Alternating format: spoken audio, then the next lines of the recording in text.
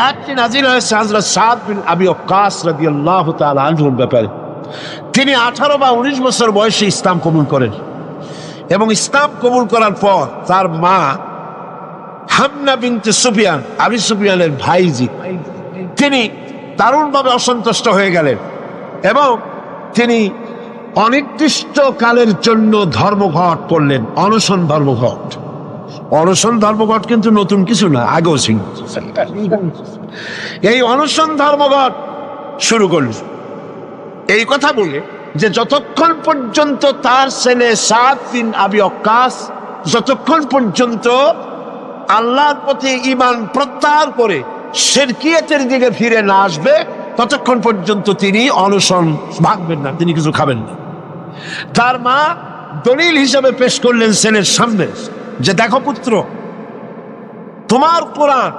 তোমার কোরআন অনুযায়ী আমার হুকুম মানা, আল্লাহর হুকুম, আমার হুকুম তোমাকে মানতে হবে। আর আমার সাথে নাফরমানি করার অর্থ হচ্ছে আল্লাহর সাথে নাফরমানি করা। আল্লাহ অর্ডার করেছে আমার হুকুম তোমাকে মানতে হবে।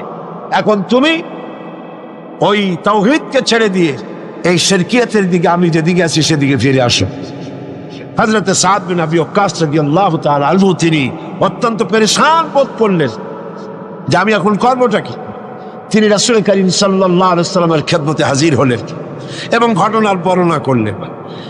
এই ঘটনা যখন বর্ণনা তিনি করলেন রাসূলের কাছে, তখন সূরা আনকাবুতের এই আয়াত নাযিল হলেন, وَوَصَّيْنَا الْإِنسَانَ بِوَالِدَيْهِ حُسْنًا। উপদেশ দেওয়া হয়েছে মানব গোষ্ঠীকে তারা যেন তার মা বাপের প্রতি ইহসান করে, উপকার করে। কিন্তু وَإِنْ جَاهَدَاكَ لِتُشْرِكَ بِي مَا لَيْسَ لَكَ بِهِ عِلْمٌ فَلَا تُطِعْهُمَا। কিন্তু তারা যদি তোমার উপরে শিরক করতে চাপ সৃষ্টি করে অবশ্যই তাদের অনুসরণ করবা না। খবরদার, মা বাপ যদি আল্লাহর হুকুমের বাইরে যদি কিছু বলে সেই হুকুম মা বাপের পালন করা, জোরে বলে, পালন করা যাবে না। কোন অবস্থাতেই মা বাপের সেই হুকুম পালন করা যাবে না। হযরতে আবু হুরায়রা রাদিয়াল্লাহু তাআলা আনহু ইসলাম গ্রহণ করার পর দীর্ঘদিন যাবৎ তার মা ইসলাম কবুল করেন নাই, বরং আবু হুরায়রা রাদিয়াল্লাহু তাআলা আনহুকে বড় জ্বালাইছে। তিনি মায়ের পায়ে পড়েছেন, বহু অনুরোধ করেছেন, কোনো কিছুতে কাজ হয়নি। একদিন তিনি অনেক রাত করে বাড়িতে ফিরেছেন। মা তাকে প্রশ্ন করলেন, এত রাত কোথায় ছিলি? তিনি বললেন, আমি ছিলাম রাসূল করিম সাল্লাল্লাহু আলাইহি সাল্লামের কাছে। শোনা মাত্র মা তাকে খুব করে মারলেন, গলা ধাক্কা দিয়ে বাড়ি থেকে বের করে দিলেন। তিনি রাসূলুল্লাহর খেদমতে এসে কাঁদতে লাগলেন। আল্লাহর নবী বলেন, আবু হুরায়রা কাঁদো কেন? হযরত আবু হুরায়রা বললেন, ইয়া রাসূলুল্লাহ, মা আমাকে মেরেছে। বললেন, মারলো কেন?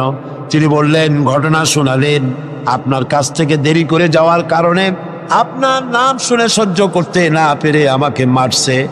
হুজুর বলেন, আবু হুরায়রা, মা তোমাকে মেরেছে, এখানে আমার কিছু করার নাই। আমি এখানে দখলান্দাজ করতে পারবো না, আমি এখানে কোনো ইন্টারফেয়ার করতে পারবো না। মা মারছে, আমি কি করবো? সুবহানাল্লাহ। ভাইরা আমার, হযরত আবু হুরায়রা বলেন, ইয়া রাসূলুল্লাহ, মায়ের বিরুদ্ধে নালিশ করার জন্য তো আমি আপনার কাছে আসি নাই।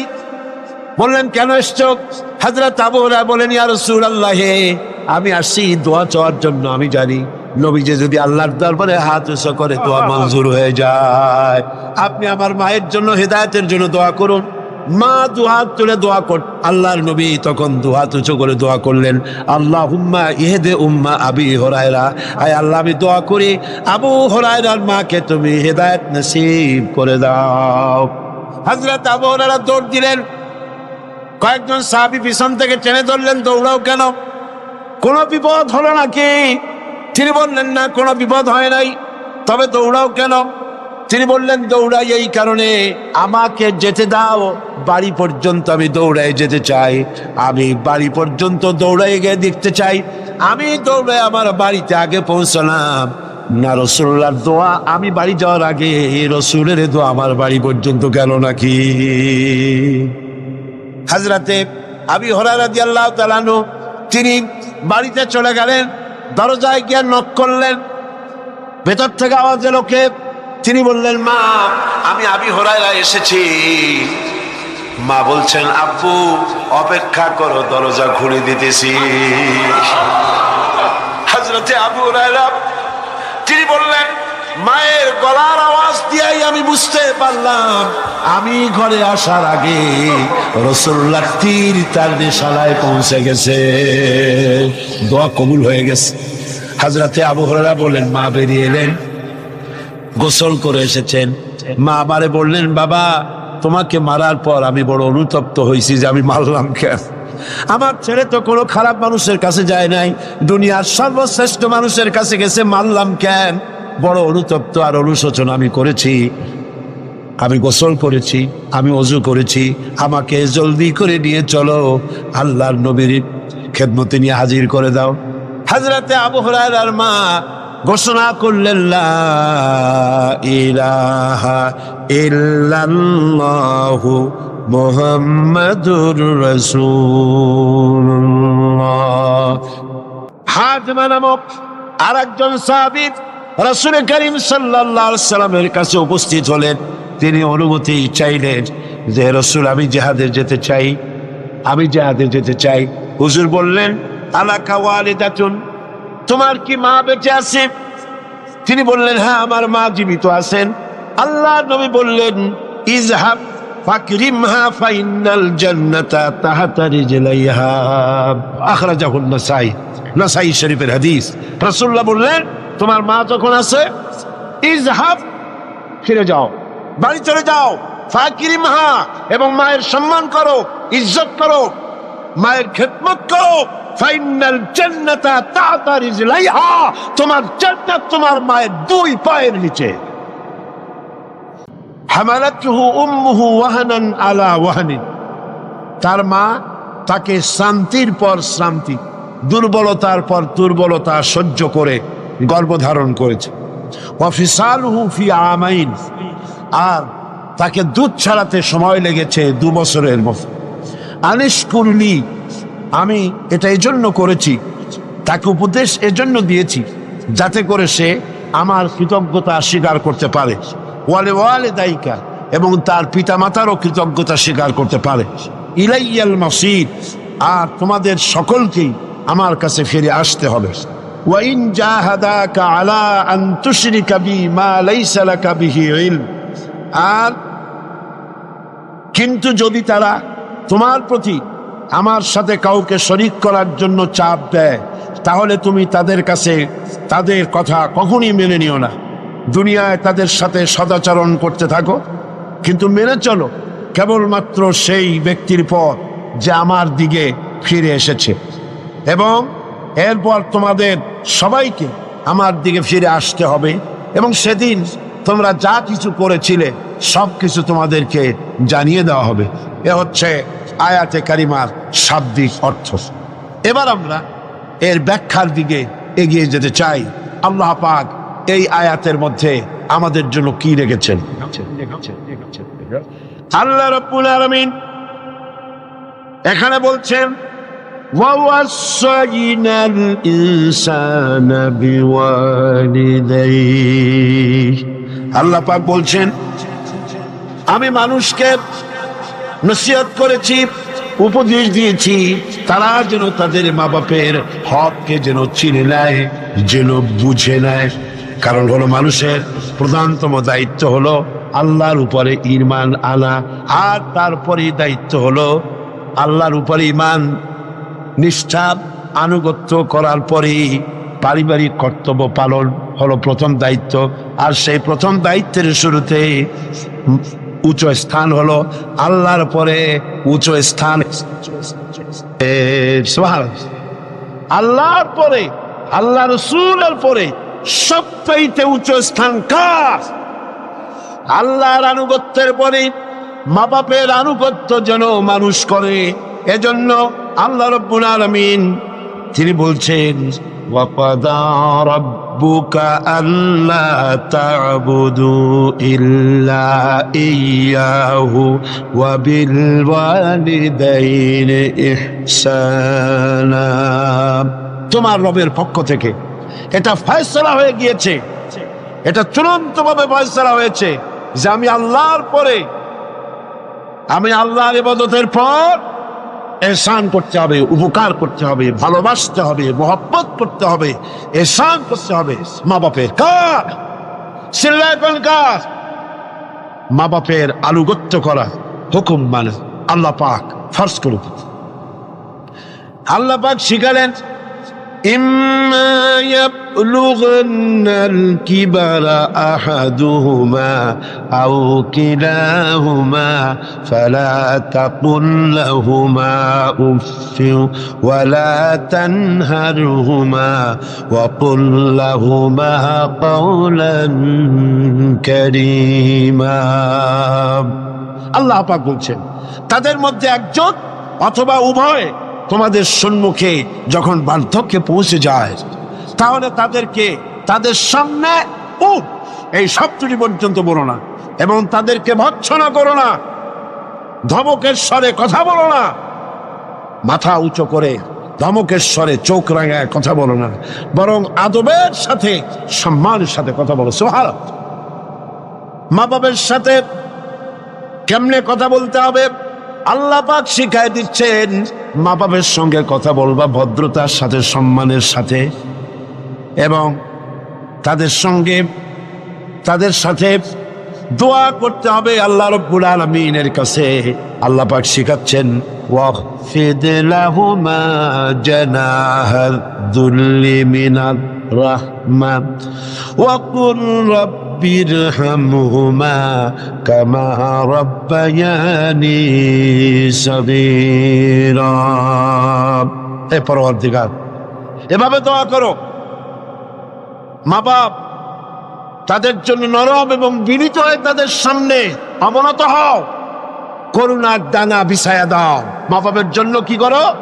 করুণার ডানা বিছায়া দাও, আর তাদের জন্য এইভাবে দোয়া করো, হে আমার রব, আমার শিশুকালে, আমার সহায়হীন সময়, আমার যখন কোনো উপায় ছিল না, পায়খানা করে বিছানায় পায়খানার ভিতরে পড়ে থাকতাম, সাফ করতে আমি পারি না, বলতেও পারি না, আমার ভাষা নাই, পেশাবের মধ্যে পৌষের শীতের রাতে পেশাবের মধ্যে পড়ে আছি, এত অসহায়, আমি না কাঁদলে কেউ আমার কাছেও আসে না, কথা বলতে পারি না।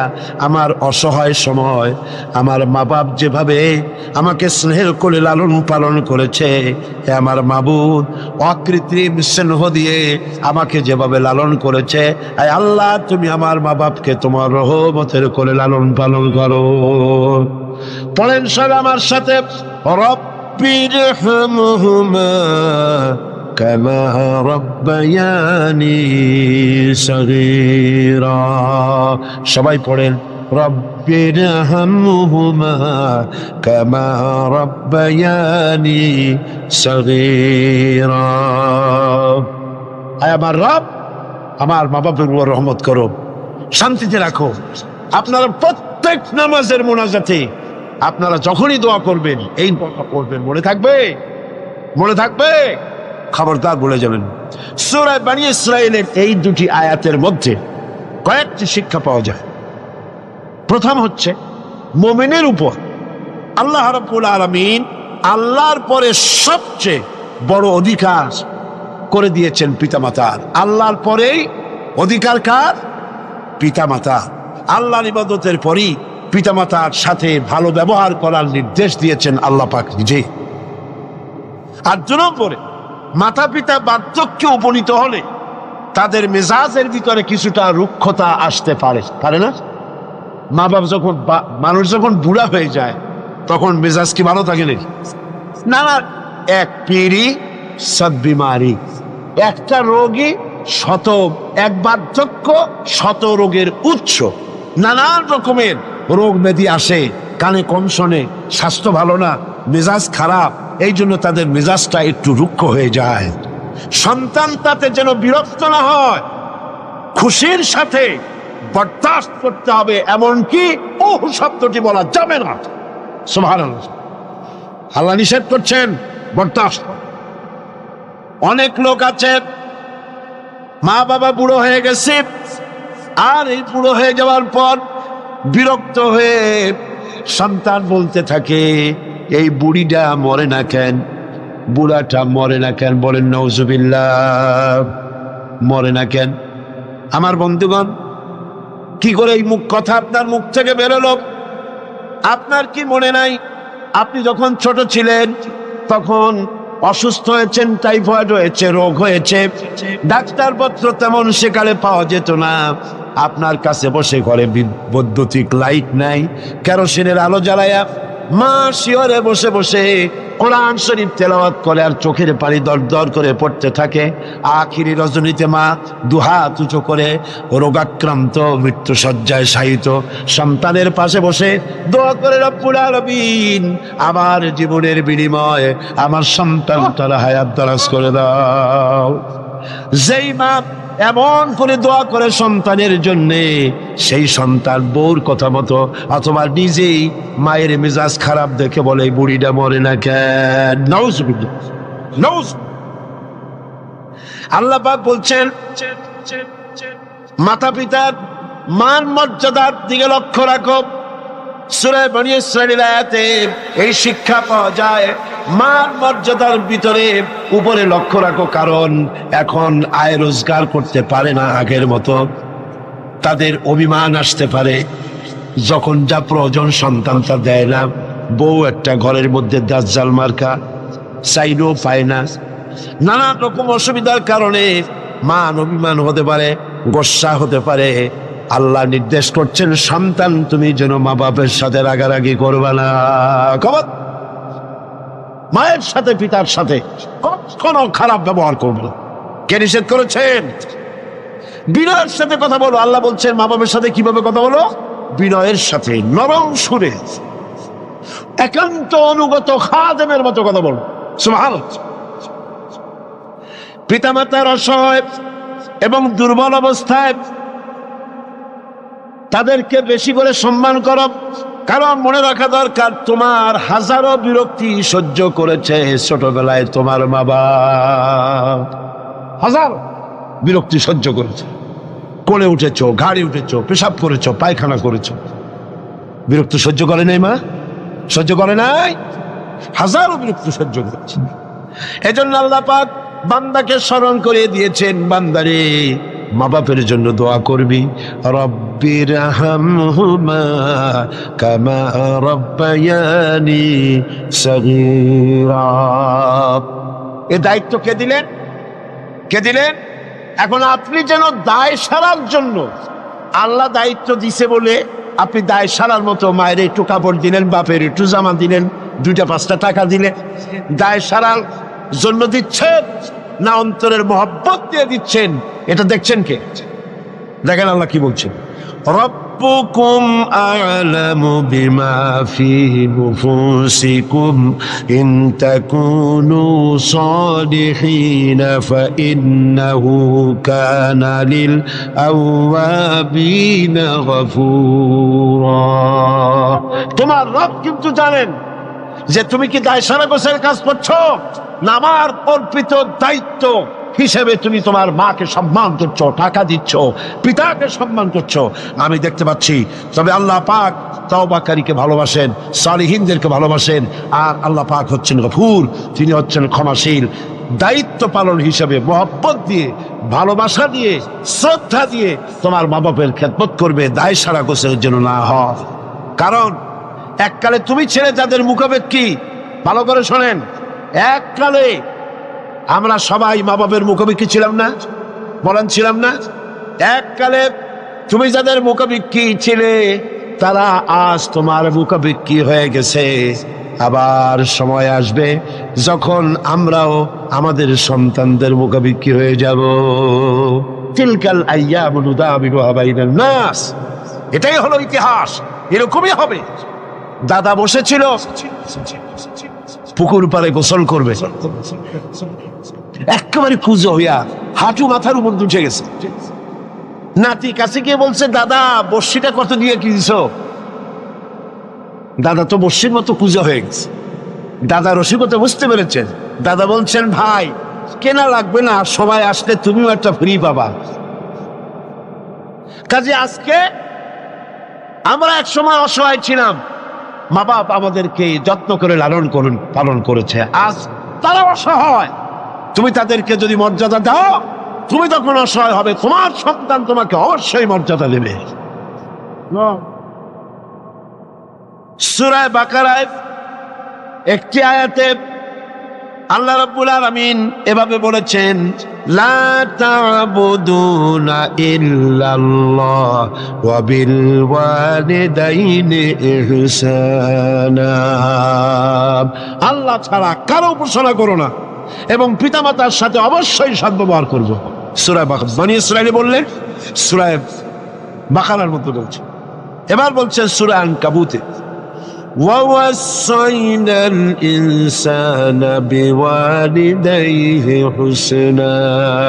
কত জায়গায় বলতেছেন আল্লাহ, আমি সমগ্র মানব মণ্ডলীকে তাদের পিতামাতার সাথে সদ্ব্যবহার করার জন্য উপদেশ দিচ্ছি, নির্দেশ দিচ্ছি। পৃথিবীর সমস্ত মানুষকে, এখানে মুসলমান বলা হয় নাই, গোটা বিশ্বের মানব মণ্ডলীকে আল্লাহর পক্ষ থেকে নির্দেশ করা হচ্ছে মা বাপের প্রতি শ্রদ্ধাশীল হও।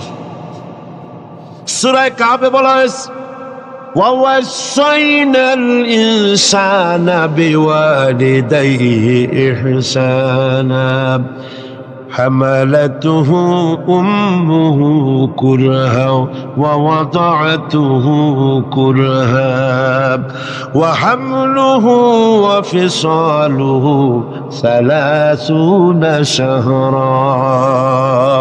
আমি মানব গোষ্ঠীকে নির্দেশ করেছি, তোমার পিতামাতার ইহসান করো। তোমার মা তোমাকে গর্ভে ধারণ করেছে অত্যন্ত কষ্টের সাথে, আর ডেলিভারিও করেছে অত্যন্ত কষ্টের সাথে, আর 30টি মাস ধরে নিজের বুকের দুগ্ধ দিয়ে খাওয়াইয়া তোমার মানুষ করছে। খবরদার মা বাবার সঙ্গে নাফরমানি করছে। মায়ের পেটের ভিতরে যখন সন্তান থাকে, পেটের ভিতরে যখন সন্তান থাকে, সন্তান নড়াচড়া করতে থাকে, মায়ের স্বাভাবিক অবস্থা তখন আর থাকে না। লক্ষ্য করেন, মায়ের স্বাভাবিক অবস্থা থাকে না, ক্ষুধা কম হয়ে যায়, খেতে পারে না, মাথা ঘুরাতে থাকে, শরীরের ভিতরে একটা অস্বাভাবিক অবস্থা বিরাজ করে, তার মাসিক অসুখটা বন্ধ হয়ে যায়। আল্লাহ রাব্বুল আলামিন তাকে খাওয়াবার জন্য, পেটের ভিতরে সন্তান বড় হচ্ছে, এই সন্তান খাবে কি, সেজন্য আল্লাহ রাব্বুল আলামিন মায়ের নাভির সঙ্গে আর সন্তানের নাভির সঙ্গে একটা তার লাগায় দিয়া মায়ের মাসিক রক্তগুলি এগুলি সন্তানের শরীরের ভিতরে সন্তানের শরীরকে দিয়ে আল্লাহ পাক বড় বানায় দেন। আর মা তখন দুর্বল হতে থাকে। এই সময় মাকে সবচাইতে বেশি ভালো খাবার দেওয়া উচিত। আমার দেশে মানুষেরা বোঝে না, পৃথিবীতে অপুষ্টিজনিত রোগে সবচাইতে ভোগে পৃথিবীর মধ্যে নারী মেয়ে লোকেরা। সবচাইতে অপুষ্টিজনিত রোগে কারা ভোগে? মেয়ে লোকেরা।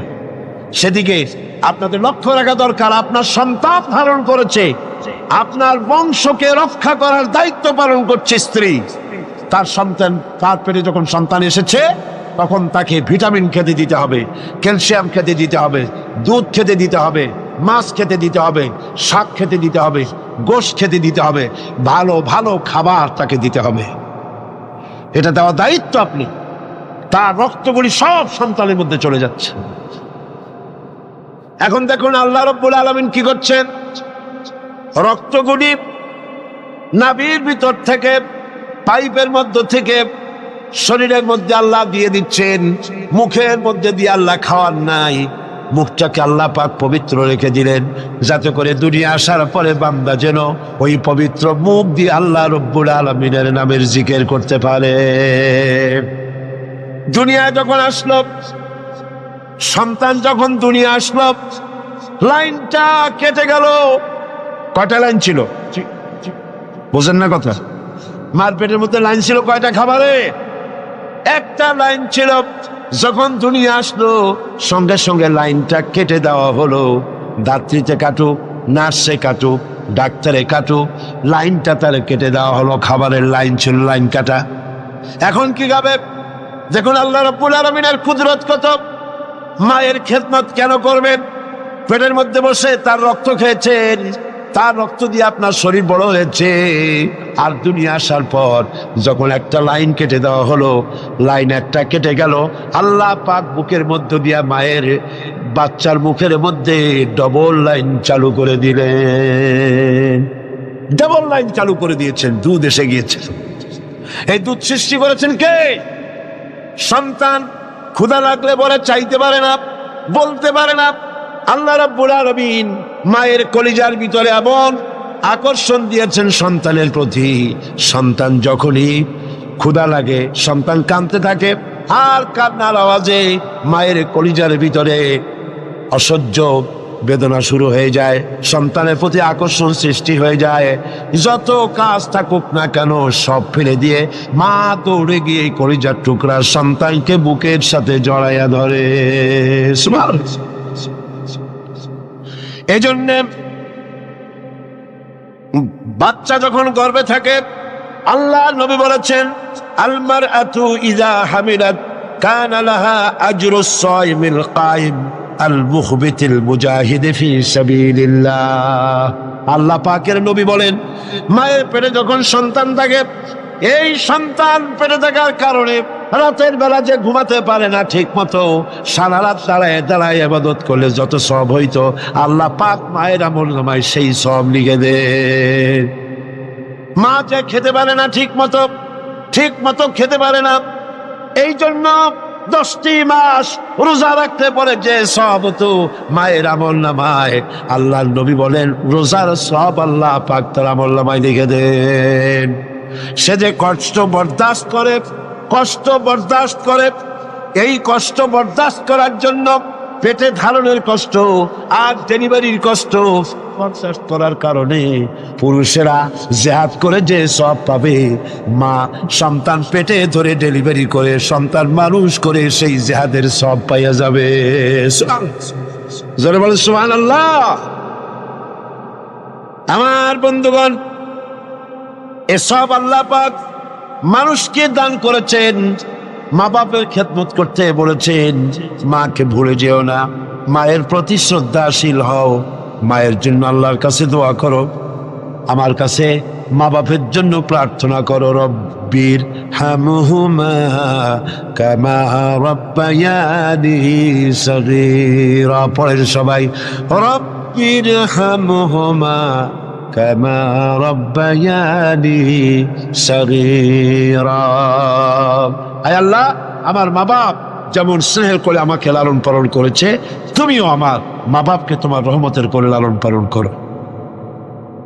এখানে একটা জিনিস লক্ষ্য করো, হামালাতহু উম্মুহু ওয়াহনান আলা ওয়াহনিন, ওয়াহনান আলা ওয়াহনিন। শান্তির পর শান্তি, কষ্টের পর কষ্ট। অর্থাৎ পেটে ধরার কষ্ট, ডেলিভারির কষ্ট,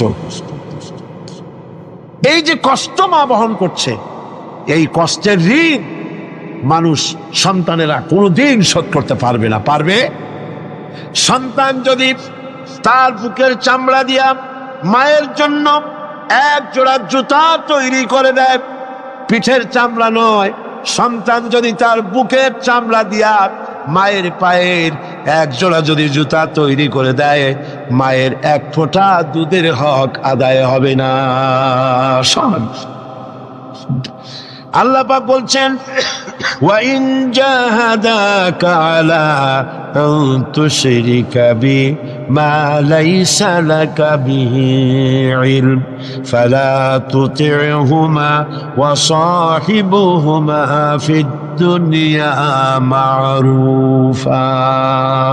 আল্লাহ পাক বলছেন, কিন্তু তারা যদি তোমাকে, মর্যাদা তাদের আল্লাহর পরেই মা বাপের মর্যাদা, আল্লাহর পরে কার মর্যাদা? সন্তানের কাছে মা বাপের মর্যাদা। কিন্তু তারা যদি তোমাকে আমার সাথে এমন কাউকে শরীক করার জন্য চাপ সৃষ্টি করে যাকে তুমি চেনো না, আমার শরীক হিসাবে জানো না, তাহলে ফালা তুতিউহুমা, তাহলে অবশ্যই তাদের সে কথা মানবে না। সুবহানাল্লাহ, মানবেন। মা বাবার কথা কতটুকুন মানা যাবে এবং কতটুকুন মানা যাবে না সে ব্যাপারেও শরীয়ত ঠিক করে দিয়েছে। ঠিক এরকম আরেকটি আয়াত সূরা আনকাবুতের মধ্যে এসেছে।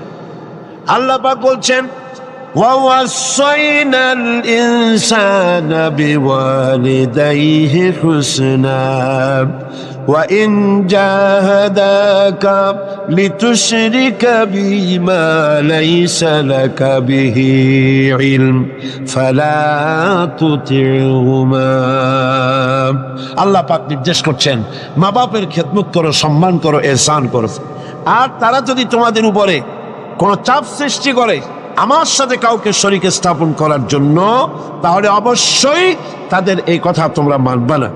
এর ব্যাখ্যা হচ্ছে, এই আয়াতটি নাজিল হয় সেই সময় যখন তিরমিজি, আহমদ এবং নাসাই এই তিনটি হাদিসে এই দৃষ্টান্তটা এসেছে এই আয়াত নাজিলের প্রেক্ষাপট সম্পর্কে। এই আয়াতটি নাজিল হয়েছে হযরত সাদ বিন আবি ওয়াক্কাস রাদিয়াল্লাহু তাআলা আনহুর ব্যাপারে। তিনি 18 বা 19 বছর বয়সে ইসলাম কবুল করেন এবং ইসলাম কবুল করার পর তার মা হামনা বিনতে সুফিয়ান, আবু সুফিয়ানের ভাইজি, তিনি দারুণভাবে অসন্তুষ্ট হয়ে গেলেন এবং তিনি অনির্দিষ্ট কালের জন্য ধর্মঘট করলেন, অনশন ধর্মঘট। অনশন ধর্মঘট কিন্তু নতুন কিছু না, আগেও ছিল। এই অনশন ধর্মঘট শুরু করলেন এই কথা বলে যে যতক্ষণ পর্যন্ত তার ছেলে সাদ বিন আবি ওয়াক্কাস যতক্ষণ পর্যন্ত আল্লাহর প্রতি ঈমান প্রত্যাহার করে শিরকিয়াতের দিকে ফিরে না আসবে ততক্ষণ পর্যন্ত তিনি অনশন ভাঙবেন না, তিনি কিছু খাবেন না।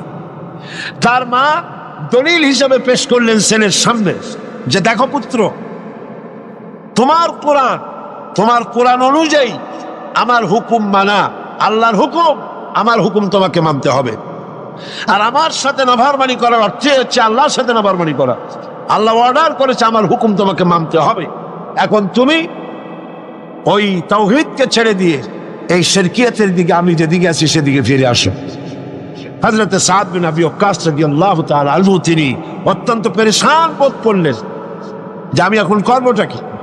তিনি রাসূল করিম সাল্লাল্লাহু আলাইহি ওয়াসাল্লামের খেদমতে হাজির হলেন এবং ঘটনার বর্ণনা করলেন।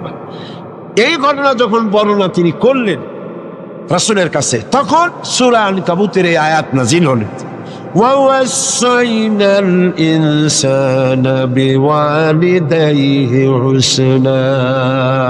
উপদেশ দেওয়া হয়েছে মানব গোষ্ঠীকে তারা যেন তার মা বাপের প্রতি ইহসান করে, উপকার করে। কিন্তু وَإِنْ جَاهَدَاكَ لِتُشْرِكَ بِي مَا لَيْسَ لَكَ بِهِ عِلْمٌ فَلَا تُطِعْهُمَا।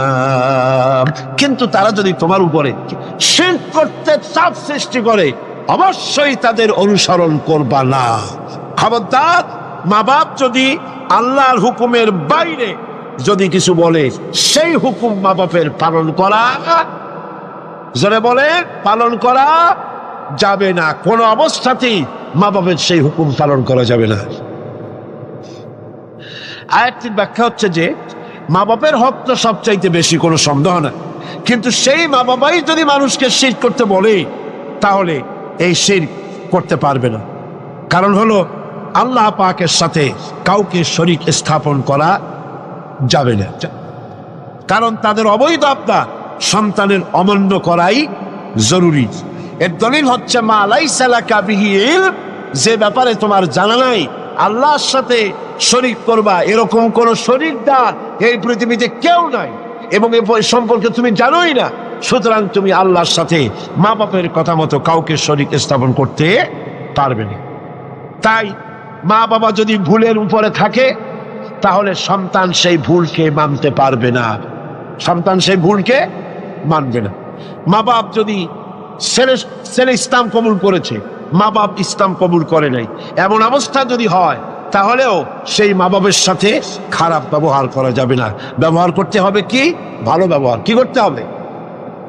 এই ভালো ব্যবহার সম্পর্কে রাসূল করিম সাল্লাল্লাহু আলাইহি ওয়াসাল্লামের কাছে প্রশ্ন করা হলো, আইয়ুল আমালি আহাব্বু ইলাল্লাহি তাআলা, আল্লাহর কাছে সবচাইতে ভালো আমলটা কি? রাসূল করিম সাল্লাল্লাহু আলাইহি ওয়াসাল্লাম জবাব দিলেন, আসসালাতু আলা ওয়াক্তিহা, নামাজ তার ওয়াক্ত মতো আদায় করা, এটাই হলো সবচাইতে ভালো আমল। সাহাবী প্রশ্ন করলেন, তারপরে কি? রাসূলুল্লাহ বললেন, বিররুল ওয়ালিদাইন, মা বাপের খেদমত করা, এটাই হলো সবচাইতে ভালো কাজ। আরেকজন প্রশ্ন করলেন, মান আহাক্কুন নাস বিহুসনি সাহাবাতি, হে রাসূল, সবচাইতে আমার কাছে ভালো ব্যবহার পাওয়ার হক কার? আল্লাহর নবী বলেন, অমুক, তোমার মা। সাহাবী প্রশ্ন করলেন, সুম্মা মান, এরপরে কে? রাসূল বললেন, উম্মুক, তোমার মা। তারপরে কে? হুজুর বললেন, তোমার মা। তারপরে কে? হুজুর বললেন, তোমার পিতা। মার মর্যাদা কয় গুণ বাড়লো? কয় গুণ বাড়লো? 3 গুণ বেড়ে গেল। কার চাইতে? বাপের চাইতে মায়ের মর্যাদা কয় গুণ? 3 গুণ বেশি বেড়ে গেছে। হযরত আব্দুল্লাহ ইবনে আমর রাদিয়াল্লাহু তাআলা আনহু তিনি বলেছেন, যা রাজুলুন ইলান নবী সাল্লাল্লাহু আলাইহি ওয়াসাল্লাম ফাস্তাযানা লাহু ফিল জিহাদ। তিনি বলছেন যে একজন লোক রাসূলের কাছে আসলেন এবং তিনি অনুমতি চাইলেন জিহাদে যাওয়ার জন্য, যুদ্ধে অংশগ্রহণ করার জন্য। ফাকালা আহাইয়ুল ওয়ালিদাক, রাসূল জিজ্ঞেস করলেন, তোমার পিতামাতা কি জীবিত আছেন? তিনি জবাব দিলেন, ক্বালা নাম, হ্যাঁ আমার মা বাবা জীবিত আছে। ক্বালা ফাফিহিমা ফাজাহিদ, চলে যাও বাড়ি, মা বাবার খেদমত করো, এটাই তোমার জন্য জিহাদ। জোরে বলেন সুবহানাল্লাহ। হাজমা নামক আরেকজন সাহাবী রাসূল করিম সাল্লাল্লাহু আলাইহি ওয়াসাল্লামের কাছে উপস্থিত হলেন। তিনি অনুমতি চাইলেন যে রাসূল, আমি জিহাদে যেতে চাই, আমি জিহাদে যেতে চাই। হুজুর বললেন, আলাকা ওয়ালিদাতুন, তোমার কি মা বেঁচে আছে? তিনি বললেন, হ্যাঁ আমার মা জীবিত আছেন। আল্লাহর নবী বললেন, ইযহাব ফাকরিমহা ফাইনাল জান্নাতা তাহতা রিজলাইহা, আখরাজাহুন নাসাই, নাসাই শরীফের হাদিস। রাসূলুল্লাহ বললেন, তোমার মা যখন আছে, ইযহাব, ফিরে যাও, বাড়ি চলে যাও, ফাকরিমহা, এবং মায়ের সম্মান করো, ইজ্জত করো, মায়ের খেদমত করো, ফাইনাল জান্নাতা তাহতা রিজলাইহা, তোমার জান্নাত তোমার মায়ের 2 পায়ের নিচে। সুবহানাল্লাহ কইতে পারলেন না? পারলেন না জোরে সোরে সুবহানাল্লাহ বলতে? আমি বারবার এই কথা বলেছি আপনাদেরকে, আমরা হচ্ছি পুরুষ, আমাদের পায়ের তলে জুতা, স্যান্ডেলস। আমাদের পায়ের তলে কি? জুতা, স্যান্ডেলস। আর এই পর্দার আড়ালে যারা বসে আছেন, আমার ঘরে, আপনার ঘরে যারা আছেন, আমাদের মা বোনেরা, মায়ের জাত। নারীরা হচ্ছে কিসের জাত? নারীরা কিসের জাত? এই মায়ের জাত নারীর পায়ের তলে আল্লাহ জান্নাত। সুবহানাল্লাহ।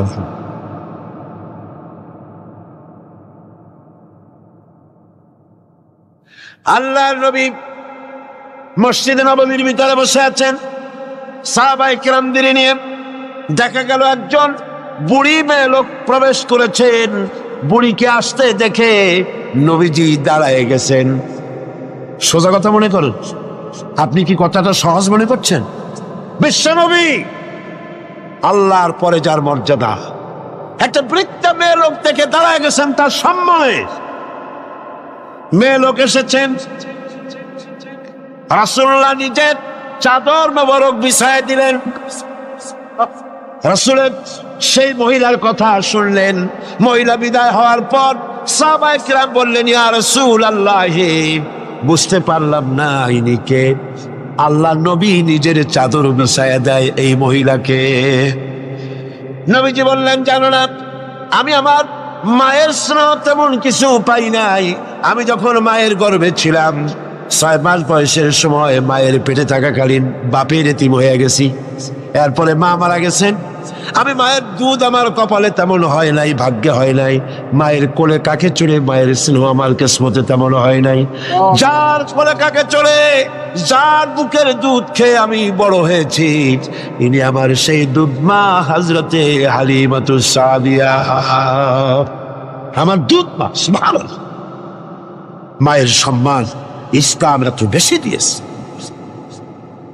মায়ের দুধের বদলা ইয়ামেন থেকে একজন হাজী শাহ আসছে, মাকে ঘাড়ে নিয়ে তাওয়াফ করতেছে আর গান গাচ্ছে, শের পড়তেছে, মায়ের হক আদায় করে ফেলেছি, মাকে নিয়ে হজ করলাম, মাকে নিয়ে তায়েফ কি বলে মুজদালিফায় গেলাম, মিনায় গেলাম, রমিয়া হাজার করলাম, সাই করলাম, তাওয়াফ করলাম, মাকে গাড়ি নিয়ে সব করেছি, আমার মায়ের হক আমি আদায় করেছি।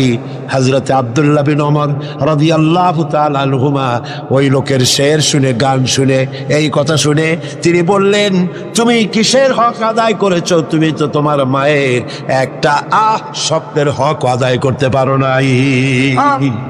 তোমার মা কষ্টে পড়ে তোমাকে কোলে নিয়ে, তোমাকে তোমার কষ্টের সময়, বিপদের সময় তোমাকে দুঃখে দেখে, কষ্ট দেখে মুখ থেকে যাও শব্দটা বেড়েছে, সারা জীবন তো সেই হক আদায় করতে পারবো না।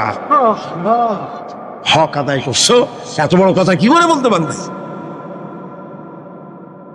মা বাপের, পিতামাতার আনুগত্যের চূড়ান্ত রূপ বলতে গিয়ে হযরত ইবনে আব্বাস রাদিয়াল্লাহু তাআলা আনহু বলেছেন, ওয়ান ইবনে আব্বাস রাদিয়াল্লাহু তাআলা আনহু আন্নাহু قال قال رسول الله صلى الله عليه وسلم من أصبح مطيعا لله في والديه أصبح له بابان مفتوحان من الجنة। হযরত ইবনে আব্বাস রাদিয়াল্লাহু তাআলা আনহু বলেছেন, আল্লাহ রাসূল বলেছেন, যে ব্যক্তি পিতামাতার সম্পর্কিত আল্লাহর নাজিলকৃত হেদায়েত মেনে নিয়ে সকাল করলো, আল্লাহ রাব্বুল আলামিন তার জন্য জান্নাতের দুইটা দরজা খুলে দেয়। আর যদি মা বাপ বেঁচে নাই, দুজনের একজন আছে, তার খেদমত করে, তাকে খুশি করে যদি সকাল করে, জান্নাতের একটা দরজা তার জন্য খুলে যায়। ওয়ামান আমসা আসিয়ান লিল্লাহি ফি ওয়ালিদাইহি আসবাহা লাহু বাবানে মাফতুহান মিনান নার। আর যদি মা বাপকে অসন্তুষ্ট করে, আল্লাহ যে হুকুম করেছে সেই হুকুম অনুযায়ী মা বাবার খেদমত না করে, মা বাবার সাথে নাফরমানি করে যে সন্ধ্যা করলো, নবীজি বলেন তার জন্য জাহান্নামের দুইটা দরজা খোলা হয়ে যায়। মা বাবার দুজনের একজন যদি বেঁচে থাকে, তাহলে মা বাবার দুজনের একজন যদি বেঁচে থাকে, তাহলে তাকে যদি অসন্তুষ্ট করা হয়, জাহান্নামের একটা দরজা তার জন্য খোলা হয়ে যায়। সাহাবী প্রশ্ন করলেন, ওয়ালা রাজুলুন ওয়া ইন যালামাহু, ওয়ালা ওয়া ইন যালামাহু, তিনবার রাসূলুল্লাহ বললেন। ওই ব্যক্তি জিজ্ঞেস করলেন, হুজুর মা বাপ যদি আমার উপরে জুলুম করে? রাসূলুল্লাহ বলেন, জুলুম যদি করেও? তারপরে সে বলছে, যদি আমার উপরে জুলুম করে? হুজুর বলেন, জুলুম যদি করেও? আবার প্রশ্ন করলেন, আমার উপরে মা বাপ যদি জুলুম করে? রাসূলুল্লাহ বলেন, জুলুম যদি করেও খবরদার তুমি মা বাবার সাথে নাফরমানি করবা না। সুবহানাল্লাহ। মা বাবার খেদমত করো, কপাল খুলে যাবে। কি খুলে যাবে? আমার বন্ধুগণ, হযরত ইবনে আব্বাস রাদিয়াল্লাহু তাআলা আনহু আরো বলেন, عن ابن عباس رضي الله تعالى عنه أن رسول الله صلى الله عليه وسلم قال من ولد بار ينظره إلى والديه نظرة رحمة إلا كتب الله بكل نظرة حجاب। আল্লাহ নবী বলেন, হযরত ইবনে আব্বাস রাদিয়াল্লাহু তাআলা আনহু বর্ণনা করেছেন, রাসূলুল্লাহ বলেছেন, কেউ যদি তার মা বাপের দিকে যদি মহব্বতের নজরে, ভালোবাসার নজরে যদি তাকায়, তাহলে তার আমলনামায় একটা কবুল হজের সব আল্লাহ পাক আমলনামায় লিখে দিবেন।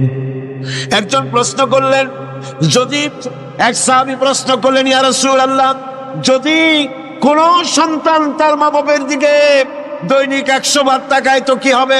আল্লাহ নবী বললেন, জেনে রাখো, 100 বার যদি দৈনিক মা বাপের দিকে রহমতের নজরে, ভক্তির নজরে, ভালোবাসার নজরে যদি তাকাও, আল্লাহ পাক তোমার আমলে আমলে 100 কবুল হজের সব লিখে দিবে।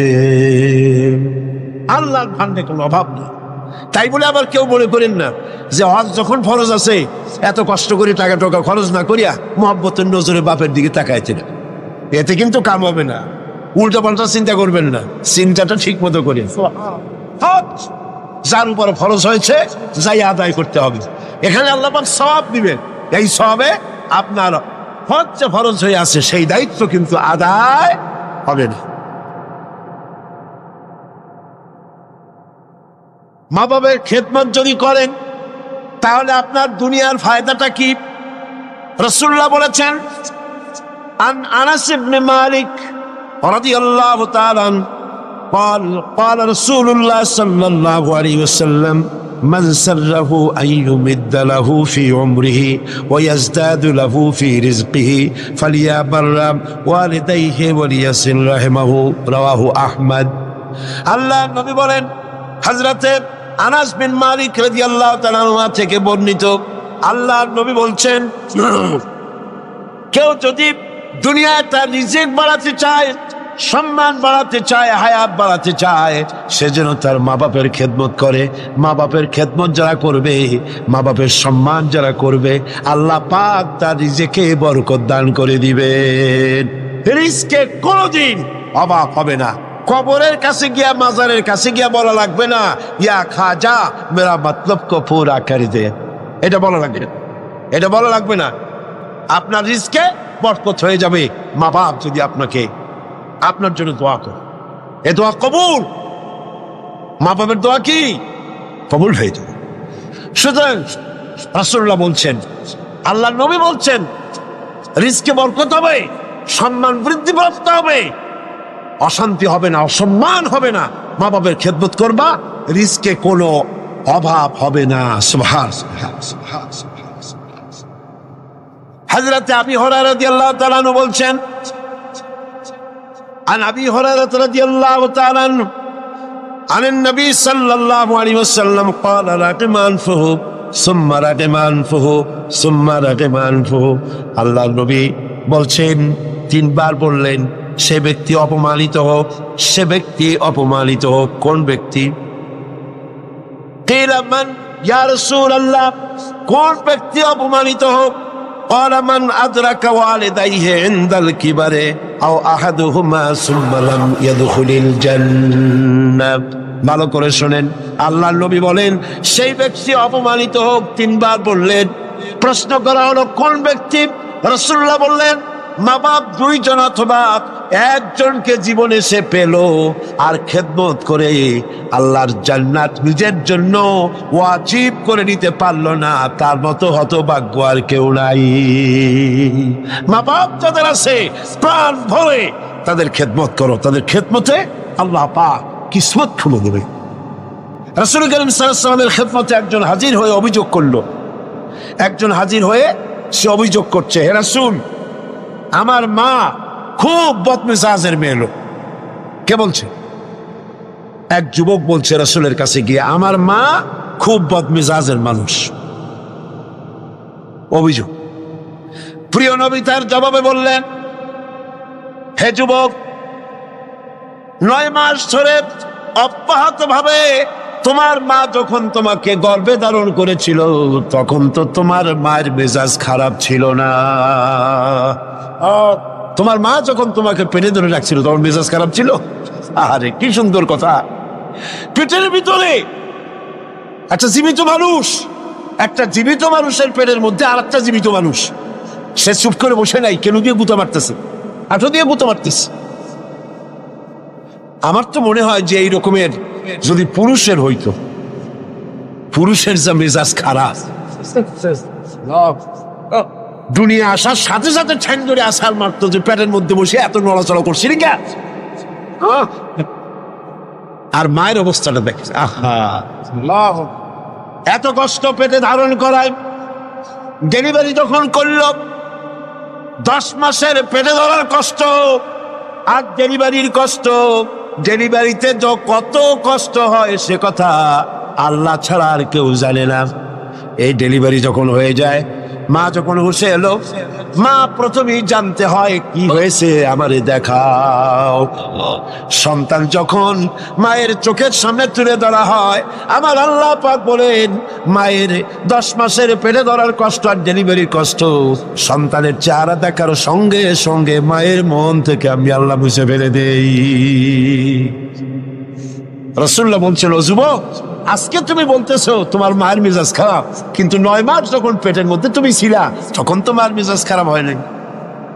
যুবক তখন পাল্টা জবাব দিল, হে রাসূল, আমি মিথ্যা কথা বলছি না, আমার মা সত্যই তার মেজাজটা দারুণ খারাপ।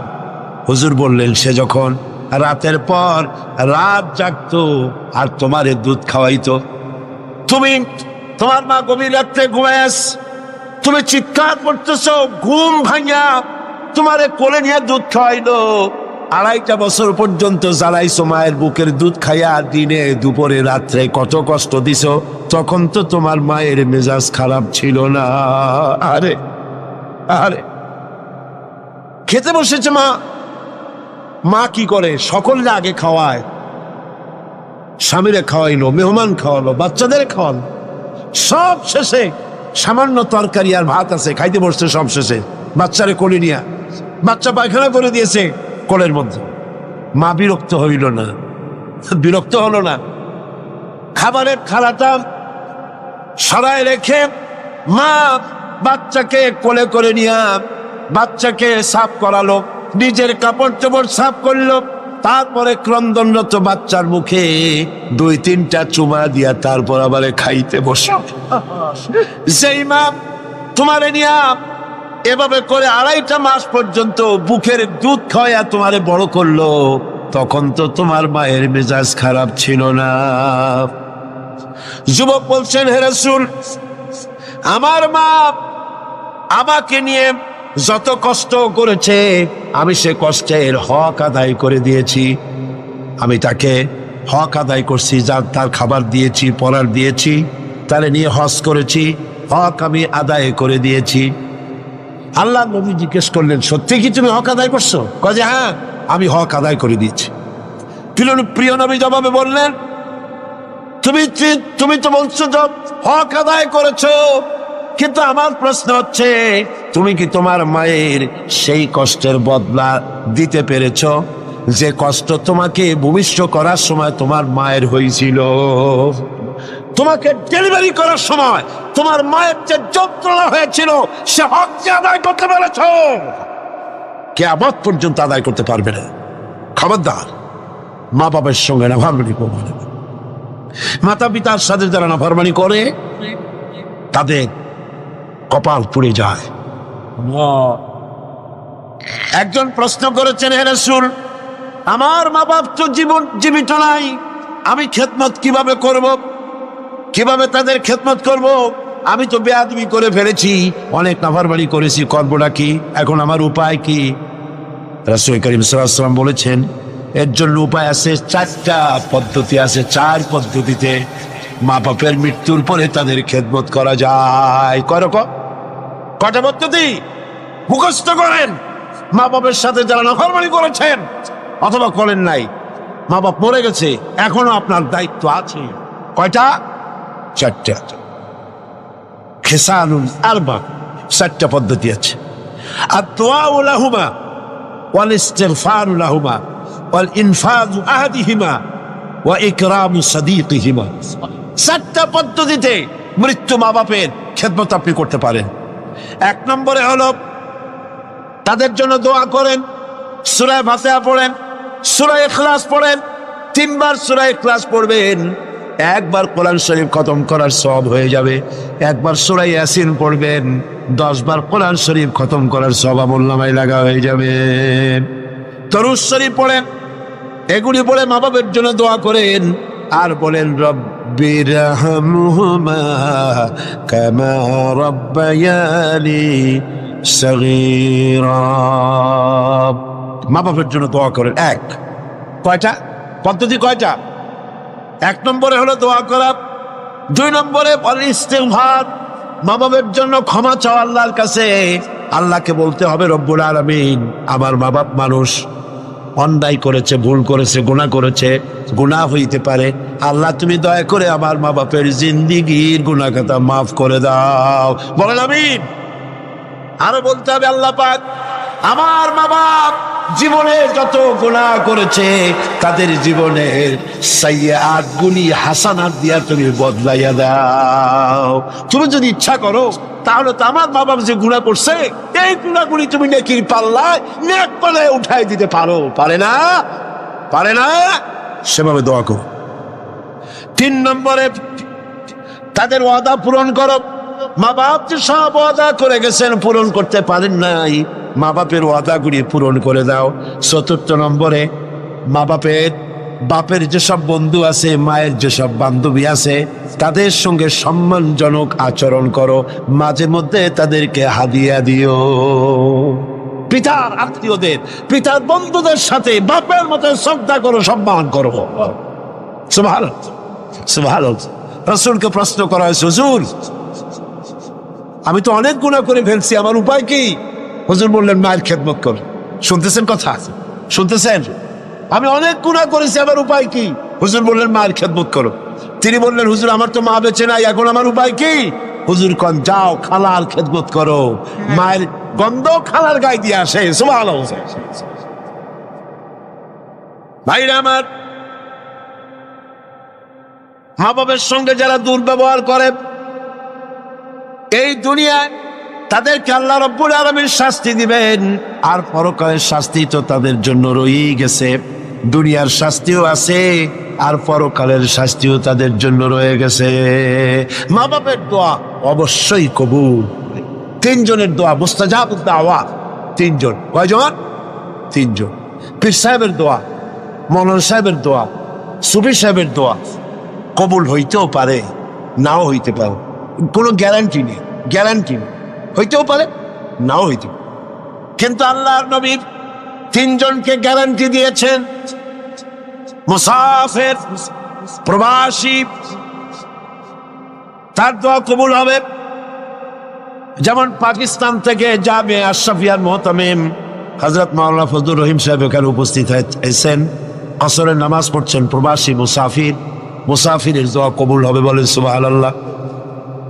আবার মাজলুম ব্যক্তি, অত্যাচারিত ব্যক্তি যদি দোয়া করে আল্লাহ পাক তার দোয়া মঞ্জুর করে নেবেন। আর মা বাপ যদি সন্তানের জন্য দোয়া করে অবশ্যই সেই দোয়া কবুল হয়ে যাবে। অবশ্যই মা বাপের দোয়া কবুল, কোনো সন্দেহ নাই। লা শাক্কা ফি ওয়ালা রাইবা ফি। মা বাপ দোয়া করলে কবুল হবেই হবে। সুবহানাল্লাহ। এখন এই আয়াতের শেষ দিকে আল্লাহ পাক বলছেন, ফালা তুতিউহুমা ওয়া সাহিবুহুমা ফিদ দুনিয়া মারুফা। মা বাপ যদি মুশরিকা হয় তাহলে তাদের সাথে আচরণটা কিন্তু খারাপ করা যাবে না। কথা বুঝতে পেরেছেন? আচরণ খারাপ করা যাবে না, আচরণ ভালো করতে হবে, ভালো হতে হবে। সদাচার করো, সদাচরণ করো। মা বাপ যদি অমুসলিম হয়, গুনাহগার হয়, এমনকি মা যদি বেশ্যা হয়, তোমার কাছে মা মাই। খবরদার মায়ের সাথে নাফরমানি করতে পারবে না। কথা বুঝে আসছে? মাথায় ঢুকতেছে? মাথায় ঢুকতেছে? এবার দেখুন, হযরতে আসমা বিনতে আবি বকর রাদিয়াল্লাহু তাআলা আনহা তিনি বলছেন, আন আসমা বিনতে আবি বকর রাদিয়াল্লাহু তাআলা আনহা قالت قدمت علي أمي وهي مشركة في عهد رسول الله صلى الله عليه وسلم। রাসূলুল্লাহর যুগে আমার মা মুশরিক অবস্থায় আমার বাড়ি আসলো। আমি প্রশ্ন করলাম, হে রাসূল, আমার মা আমার বাড়িতে আসছে, আমি কি তার সঙ্গে আত্মীয় জনিত ব্যবহার করব নাকি? আমার মা হিসাবে তার সাথে আমি সেরকম ব্যবহার করব নাকি? অথচ তিনি ইসলামের প্রতি বেজার, আপনার প্রতি নাখোশ, আল্লাহর প্রতি নাখোশ, ইসলাম তিনি ভালোবাসেন না। আমার বাড়ি আসছে, আমি তার মেয়ে, আমি এখন তার খেদমত করা বা তার প্রতি ভালো ব্যবহার করা আমার জন্য কিরকম হবে আপনি বলেন? নবীজি বললেন, অবশ্যই তুমি তোমার মায়ের সাথে সম্মানজনক, আত্মীয়তাজনক, মায়ের সাথে সন্তান যেমন ব্যবহার করে সেই ব্যবহার করা লাগবে। মা মুশরিকা হতে পারে, ব্যবহার পাবে সে সন্তান যে ব্যবহার করা উচিত সেই ব্যবহারই পাবে।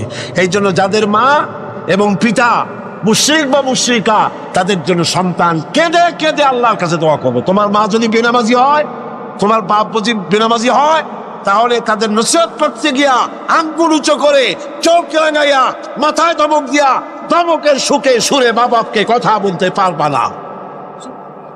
পায়ে ধরে বলো মাকে, পিতাকে পায়ে ধরে বলো, বাবা, হে আমার মা বাবা, নামাজ পড়ছেন না, এটা জাহান্নামের রাস্তা, অনুগ্রহ করে নামাজ পড়ুন, ধমক দেওয়া যাবে না। সুবহানাল্লাহ। আমার বন্ধুগণ, মা বাপের জন্য কেঁদে কেঁদে দোয়া করতে হবে। যাদের মা বাপ এরকম, ইসলাম সহ্য করতে পারে না, আল্লাহ সহ্য করতে পারে না, রাসূল সহ্য করতে পারে না, এটা তো সেই যুগে ছিল, কিন্তু বর্তমান যুগেও আছে না? নাই আছে কিনা? এই মাহফিলও বহুত মহিলা এভাবে চিঠি আমাকে লিখেছেন, মাহফিলে আসে কিন্তু স্বামী তা বরদাস্ত করতে পারে না, কিন্তু সিনেমায় গেলে কোনো খারাপ কিছু বলে টলে, সেখানে যাও মাহফিলে যেয়ে। ছেলে ইসলামী ছাত্র শিবির করে, অসহ্য, টাকা বন্ধ করে দাও, লেখাপড়া বন্ধ করে দাও, সহ্য হয় না। ইসলামী ছাত্র সংস্থা করে, মৌলবাদী হয়ে গেছে, পয়সা দেয় না, খাবার দেয়। হায় রে কপাল পোড়া বাপ, তোমার তো চিন্তা করা উচিত। তোমার ছেলে, সে তো কমিউনিস্ট আন্দোলন করে না, তোমার ছেলে তো সিনেমায় যায় না, তোমার ছেলে তো girls high school, girls college ছুটির সময় এতিমের মতো মেয়েদের দিকে তাকায় থাকে। তোমার ছেলে মাস্তানি করে না, চাঁদাবাজি করে না, ইসলামী ছাত্র শিবির করে, ইসলামী ছাত্রী সংস্থা করে, পবিত্র সংগঠন করে। তুমি তো সেজদা দিয়ে কাঁদবা, আল্লাহ আমার ছেলে ভালো কাজ করতেছে। ঠিক কিনা? জোরে বলেন ঠিক কিনা? আমার বন্ধুগণ, মা বাবার জন্য দোয়া করতে হবে, মা বাবার জন্য দোয়া করতে হবে। রব্বির হামহুমা কামা রাব্বায়ানি সগীরা। খুব মিষ্টি করে ভালো করে পড়েন, রব্বির হামহুমা কামা রাব্বায়ানি সগীরা। হযরতে আবু হুরায়রা রাদিয়াল্লাহু তাআলা আনহু ইসলাম গ্রহণ করার পর দীর্ঘদিন যাবত তার মা ইসলাম কবুল করেন নাই, বরং আবু হুরায়রা রাদিয়াল্লাহু তাআলা আনহুকে বড় জ্বালাইছে। তিনি মায়ের পায়ে পড়েছেন, বহু অনুরোধ করেছেন, কোনো কিছুতে কাজ হয়নি। একদিন তিনি অনেক রাত করে বাড়িতে ফিরেছেন, মা তাকে প্রশ্ন করলেন, এত রাত কোথায় ছিলি? তিনি বললেন, আমি ছিলাম রাসূল করিম সাল্লাল্লাহু আলাইহি সাল্লামের কাছে। শোনা মাত্র মা তাকে খুব করে মারলেন, গলা ধাক্কা দিয়ে বাড়ি থেকে বের করে দিলেন। তিনি রাসূলুল্লাহর খেদমতে এসে কাঁদতে লাগলেন। আল্লাহর নবী বলেন, আবু হুরায়রা কাঁদো কেন? হযরতে আবু হুরায়রা বললেন, ইয়া রাসূলুল্লাহ, মা আমাকে মেরেছে। বললেন, মারলো কেন? তিনি বললেন, ঘটনা শোনালেন, আপনার কাছ থেকে দেরি করে যাওয়ার কারণে আপনার নাম শুনে সহ্য করতে না পেরে আমাকে মারছে। হুজুর বলেন, আবু হুরায়রা, মা তোমাকে মেরেছে, এখানে আমার কিছু করার নাই, আমি এখানে দখলান্দাজ করতে পারবো না, আমি এখানে কোনো ইন্টারফেয়ার করতে পারবো না, মা মারছে, আমি কি করবো? সুবহানাল্লাহ। ভাইরা আমার, হযরত আবু হুরায়রা বলেন, ইয়া রাসূলুল্লাহ, মায়ের বিরুদ্ধে নালিশ করার জন্য তো আমি আপনার কাছে আসি নাই। বললেন, কেন এসছো? হযরত আবু হুরায়রা বলেন, ইয়া রাসূলুল্লাহ, আমি আসছি দোয়া চাওয়ার জন্য। আমি জানি নবীজি যদি আল্লাহর দরবারে হাত উঁচু করে দোয়া মঞ্জুর হয়ে যায়। আপনি আমার মায়ের জন্য, হেদায়েতের জন্য দোয়া করুন। মা দুহাত তুলে দোয়া কর, আল্লাহর নবী তখন দুহাত উঁচু করে দোয়া করলেন, আল্লাহুম্মা ইহদি উম্মা আবি হুরায়রা, আয় আল্লাহ, আমি দোয়া করি আবু হুরায়রার মাকে তুমি হেদায়েত নসিব করে দাও। হযরত আবু হুরায়রা দৌড় দিলেন, কয়েকজন সাহাবী পিছন থেকে টেনে ধরলেন, দৌড়াও কেন? কোনো বিপদ হলো নাকি? তিনি বললেন, না, কোনো বিপদ হয় নাই, তবে দৌড়াও কেন?